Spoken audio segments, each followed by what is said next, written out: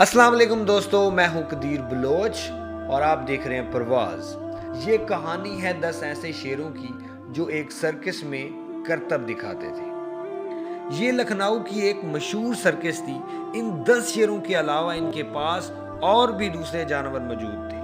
1998 में इंडिया ने animal harassment की वजह से सर्कस में एनिमल परफॉर्मेंस के ऊपर पाबंदी लगा दी। इस सर्कस की इनकम का सारा दारोमदार इसी एनिमल परफॉर्मेंस के ऊपर था।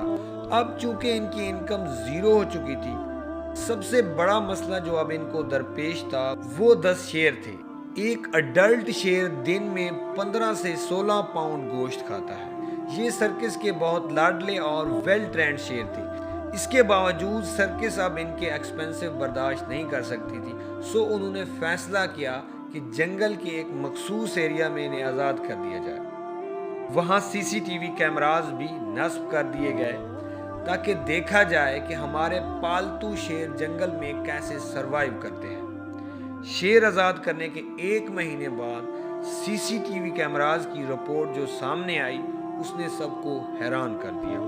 10 में से 7 शेरों को जंगली कुत्तों ने खा लिया। शेर क्योंकि बैठे बिठाए गोश्त खाने के आदी हो चुके थे, वो शिकार करना भूल चुके थे, वो पालतू गाय बकरी की तरह अपनी जिंदगी गुजार रहे थे। उन्हें आता था तो सिर्फ सर्कस में करतब दिखाना। दूसरी तरफ कुत्ते अपनी पेट की प्यास बुझाने के लिए महर शिकारी बन चुके थे, सो वो शेर उनके लिए आसान हदफ था। दोस्तों, दुनिया में शेर बहादुरी, हिम्मत और जुर्रत की अलामत समझा जाता है, जो जंगल में हाथी तक को अपना शिकार बना लेता है। इसके बावजूद जब इसे ऐसा माहौल दे दिया जाए जहां बगैर किसी स्ट्रगल के बैठे बैठाए से खाना मिल जाए तो वो अपनी फितरत भूल बैठता है। दोस्तों, अगर आप चाहते हैं कि आपका बच्चा दुनिया का कामयाब तरीन इंसान बने तो इन्हें बड़े अहदाफ का शिकारी बनाएं। इन्हें बताएं कि आप कामयाब होने के लिए पैदा हुए हैं।